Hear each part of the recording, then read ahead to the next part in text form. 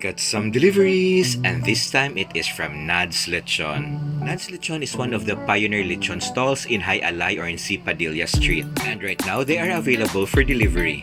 And naanap po sila'y spicy!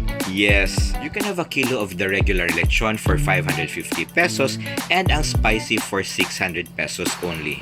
And what is the perfect pair for lechon kundi ang Atchara, so that is why they also have an Atchara for 10 pesos only. To order, you may just message the official social media accounts or you may call 0943-831-3279. And if ever you want to visit their stall or for pickup, they are just located across Kaisano, Grand Jai-Alai. And they always encourage you to have prior reservations or orders to make sure that you have the best part. For that, mga una dayon ta guys, and unahon gini nato ang classic or ang regular lechon.